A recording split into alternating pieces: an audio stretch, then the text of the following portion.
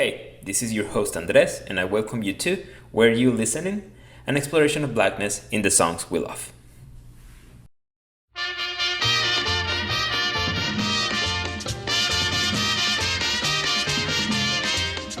Today, we'll be listening to El Negrito del Batey, the Negrito from the Batey, composed by Hector J. Díaz and Medardo Guzmán, and performed here by Alberto Beltrán with La Sonora Matancera.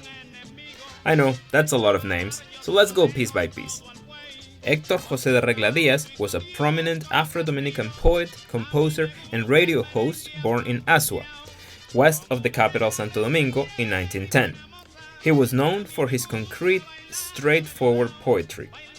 Chilean poet Franklin Mieses Burgos said of him, I quote, "He had a unique, unmistakable personality whose main trait was to not imitate anyone, which is why in his agile and rhythmic verses we can never find the rusty fetter of the slave.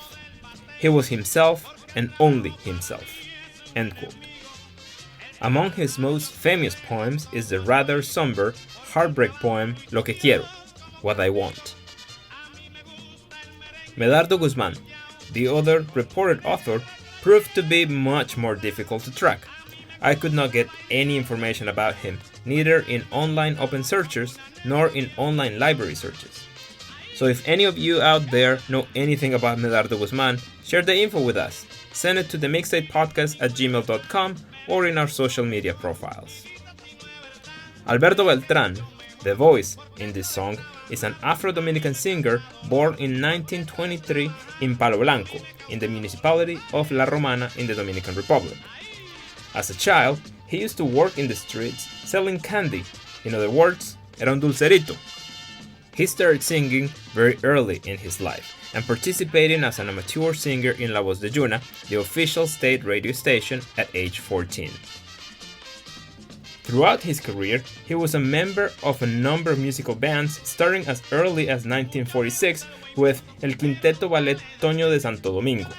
However, he is most known for his years as part of the mythical Cuban band La Sonora Matancera between 1954 and 1955, with whom he recorded hits such as Aunque me cueste la vida and today's song El Negrito del Batey. El Negrito del Batey is a signature merengue song that many people in the Dominican Republic and in other Latin American countries easily recognize. It's certainly well known in Colombia, Cuba, and Puerto Rico. El Negrito del Batey presents us with an intoxicating combination of rhythm and lyrics. And at the same time, it is perfect for a Where You Listening series for its subtle and not so subtle message. Let's listen.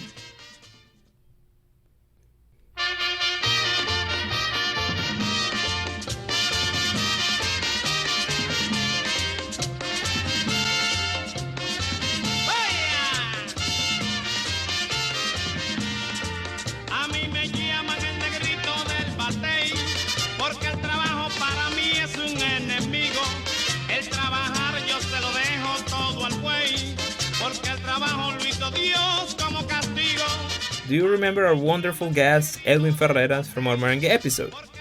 Well, in today's episode, Edwin will be reciting the Spanish version of the lyrics and will provide us with a couple of reflections. Edwin is an Afro-Dominican music and dance educator, composer, arranger, and producer. He is also the co-founder of Areíto Arts alongside his partner Dakota Romero. Me llaman el Negrito del Batey, porque el trabajo para mí es un enemigo. El trabajar yo se lo dejo todo al buey, porque el trabajo lo hizo Dios como castigo. They call me the Negrito, the black man from the Batey, because to me, work is an enemy. Working, I leave it all to the ox, because God created work as a punishment. Since the main descriptor of the Negrito in the song is that he is from the Batey, let's bring Edwin to remind ourselves what the Bateyes are.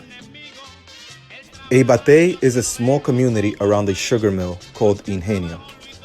The Ingenio is like a factory or refinery for sugarcane. These ingenios were created during the colonial era, although Bateyes already existed in the indigenous nations as sports plazas. The Bateyes were worked by peasants and descendants of the enslaved African and indigenous people who remained after colonization. Today, the Batey is the epitome of black culture, where elements such as gaga, rara music, palos atabales, los congos, beliefs like voodoo and Yoruba religion, as well as sectors like abakwa, cocolos, guloyas, and others were shared freely. Today, there are several Bateyes in the Caribbean, especially in Cuba, Haiti, and the Dominican Republic.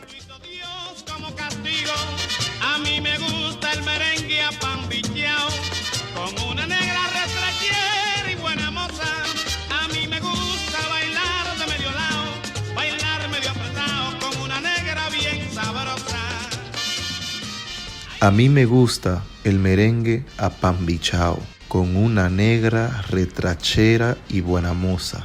A mí me gusta bailar de medio lado, bailar medio apretado con una negra bien sabrosa.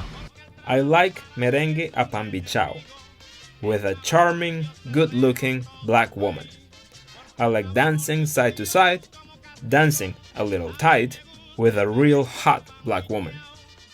I heard the expression merengue apambichao many times growing up in merengue songs, and I never knew what it meant.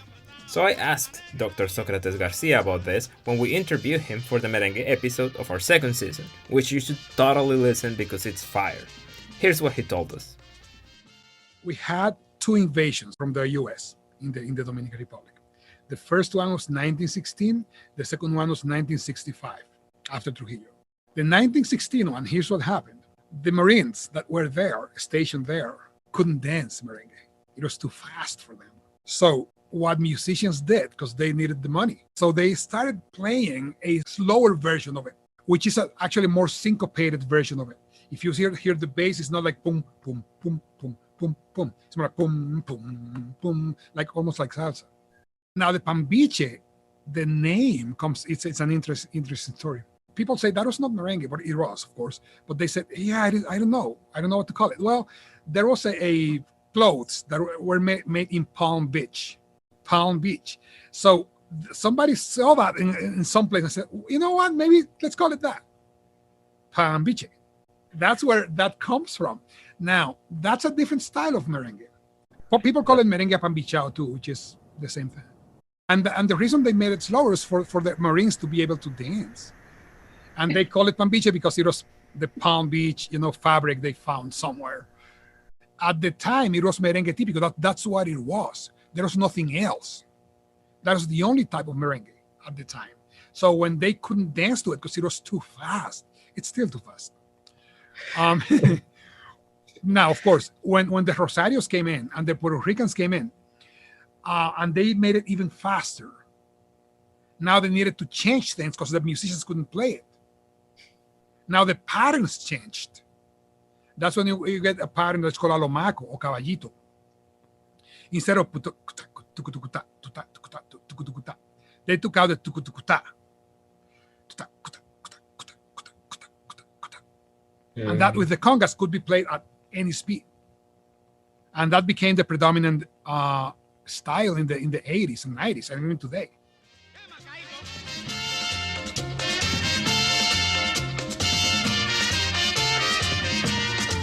A mí me llaman el negrito del Batey, porque el trabajo para mí es un enemigo. El trabajar yo se lo dejo todo al buey, porque el trabajo lo hizo Dios como castigo. Me llaman el Negrito del Batey, porque el trabajo para mí es un enemigo. El trabajar yo se lo dejo todo al buey, porque el trabajo lo hizo Dios como castigo. They call me the Negrito, the black man from the Batey, because to me, work is an enemy. Working, I leave it all to the ox, because God created work as punishment. At this point, it's unavoidable to address the old and paradoxical stereotype of the lazy black person. The most absurd manifestation of this contradiction we find in the times of slavery, when white colonizers, enslavers, as well as regular folk considered enslaved black people to be lazy, lewd, and indolent. Examples of such illogical, racist ideas are found all over the Americas. Professor and writer Ibram Kendi, in his book Stand from the Beginning, provides us with this quote from Thomas Jefferson. Black people are disposed, I quote, to sleep when abstracted from their diversions and unemployed in labor. An animal whose body is at rest and who does not reflect must be disposed to sleep, of course. End quote. In Jefferson's mind, the mindless black person, when not working, could only sleep. ¿Qué tal este? All of us in the African diaspora in Latin America know very well that the stereotype is not unique to the US. Listen to this racist comparison of the black coastal person and the white highlands person by 19th century Colombian lawmaker José María Samper, quoted in Peter Waite's book Blackness and Race Mixture. I quote, "There, in the coast, the primitive man, coarse, brutish, indolent, semi-savage, the child of ignorance. Here, in the highlands, the European, active, intelligent, white and elegant, often blonde, with his poetic and penetrating glance, his elevated spirit, his ever-distinguished manners." End quote. Woo! That's a lot to take in, my guy. Insecurities much? Damn. Just damn. Ibram Kendi argues that the stereotype has continued to exist and transform over the years as a justification for racist policies and a reinforcement of racist ideas. However, its absurd, contradictory nature remains. The following quote from Kendi's book underscores the obvious about those who had always lived in idleness off of stolen labor. I quote, "If any group should be characterized as lazy, it was the planters. It had always been amazing to enslaved people how someone could lounge back, drink lemonade, and look out over the fields and call the bent-over pickers lazy." End quote. A mí me gusta el merengue apambillao, con una negra retrachera y buena moza. A mí me gusta bailar de medio lado, bailar medio apretado, con una negra bien preciosa. Ahí. Although the song El Negrito del Batey is most commonly associated with Alberto Beltrán, it was originally composed for the king of merengue, Joseito Mateo, who you may remember from the brief introduction at the beginning of our Yo Soy Merengue Season 2 episode, where we talked about the song Caña Brava. According to the Dictionary of Caribbean and Afro-Latin American Biography, Alberto recorded the song with La Sonora Matancera the first time around because Joseito was unable to obtain a travel permit to come to Cuba. Alberto's 1954 recording of the song with La Sonora Matancera went to become a hit, and in one of his performances that same year, the radio host Herman Pinelli used the song to nickname Alberto. He adopted the nickname El Negrito del Batey and used it for the remaining of his career.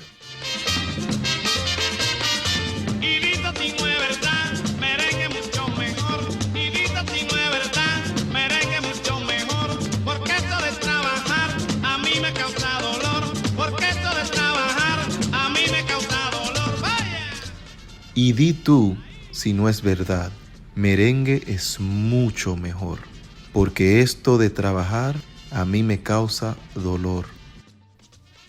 You told me if it isn't true.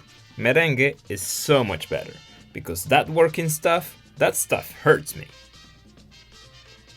One could say that these lyrics reiterate on the dual stereotype of the black man that doesn't like to work and who would rather party instead. However, one could also take the words literally, at face value, because black people in the Bateys often had physically extenuating jobs, which would explain the phrase, "Eso de trabajar me causa dolor." That working stuff hurts me. The pain may have been literal. It is also worth noting that, stereotypes aside, the Negrito in this song is a perfectly rational economic agent. In economics, we very often write models in which a person's leisurely activities, for instance to das merengue, increase their welfare, and the only reason why they devote any time to working is because they need the money to buy other goods they enjoy, such as food or nice shoes for the party. Work per se does not increase the person's welfare or satisfaction, at least not in most economic models I'm aware of. Mucho le gusta el güey manso, pero nunca le da el dengue. Mucho le gusta el güey manso, pero nunca le da el dengue. Yo con una nera buena bailaré un buen merengue. Yo con una nera buena bailaré un buen merengue. ¡Hey! Mucho le gusta el buey manso, pero nunca le da el dengue. Yo con una negra buena bailaré un buen merengue. The tame ox likes it a lot, but it never gets dengue. Me, I'm going to dance a good merengue with a hot black woman. These lyrics confirm my suspicion and uncover again the absurdity of the stereotype. The Negrito cleverly implies that, of course, the tame ox is ready to work with enthusiasm because the ox does not suffer the same as the Negrito from the hazardous conditions of the job it's employed at. One of those occupational hazards underscored in those lyrics is contracting dengue from a mosquito bite. I mean, anybody would prefer dancing merengue with a hot dance partner over getting dengue from working in the field. I know I would. Let me tell you something. I struggled a lot to understand what the song was saying in Spanish, in my own language, in these last lyrics. I searched online profusely, searched libraries, I sent messages, I asked my friends, I asked all of our Dominican guests for the merengue episode. I went back and forth trying to translate. Melissa said she knew I was going to get it at some point. I was not as sure. I gotta say, as a native speaker from Latin America with a Caribbean Afro-Latino dad, this whole struggle understanding this message expanded my understanding and gratitude to those non-native speakers trying to pay attention to the messages these songs contain about blackness in the Americas.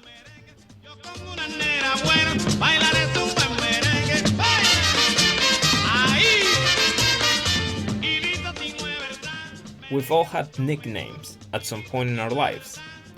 I've had my fair share of them myself. In fact, my name, Andrés, wasn't really used that often until I left Colombia. I was Andresito, little Andrés, in primary school. I was El Negro, the black one, as a teenager in my neighborhood. I was Chalo, Inca, and Peru in high school. And I was Tigre, Tiger, Tiger, Tigrito, and all of the variations in college. Of course, my family did use my name, but as a kid, I was also mi Negrito Bello, my beautiful black kid, to my mom. Almost all of these nicknames are race-related. Only Chalo and Andresito are modifications of my actual name. All the others refer mostly to my black features and some of them to my native features. When I decided to base this episode on the song El Negrito del Batey, I had this memory of my mom singing this song to me as a kid. So I asked her about it, and it turns out the story is different. Ma, what's the real story?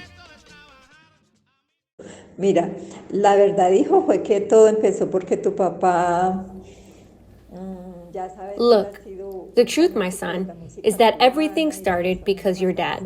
You know, he's always a big fan of Cuban music, and especially of La Sonora Matancera. Thus, when you were little, and La Sonora Matancera was playing, you would start dancing.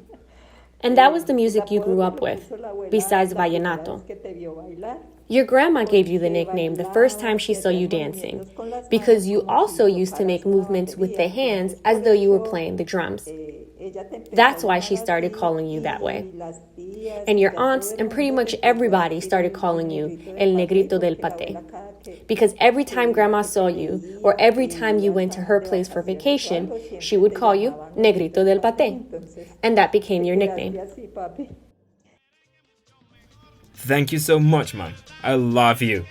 So, the story has been clarified. Negrito del Batey is just another one of my nicknames. What an honor I was given by my grandma. The honor to share that beautiful nickname with Alberto Beltrán. And going back to the song, what an interesting song, don't you think? It appears to walk right into the trap of stereotyping black people, only to later throw the stereotype out of the window. I'd like to think that the authors had a deliberate, almost hidden intention to take a jab at the absurd stereotype. Let's also listen to Edwin Ferreras' reflection about our song today. El Negrito del Batey, popularized by Joséito Mateo, is a big part of my cultural identity as an Afro-Dominican. This song has subliminal messages about history, colonialism, slavery, and religion. I can identify with the song as a descendant of enslaved Africans. When I was really young, I worked some weekdays in the Batey in my town. My cousins and I will help the grown-ups carry and drag sugarcane in return for 25 pesos. I also love the song because despite the cultural innuendos of modern-day slavery, it also felt like an open celebration of blackness via merengue, which offers me a deeper sense of pride and identity. Thank you so much, Edwin, and thank you, Socrates Garcia, for helping me with the construction of this episode.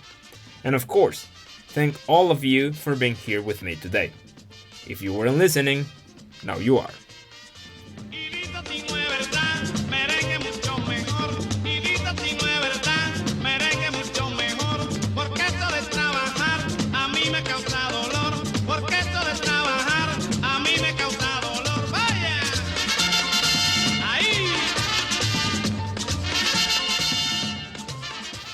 Thanks for listening to today's episode.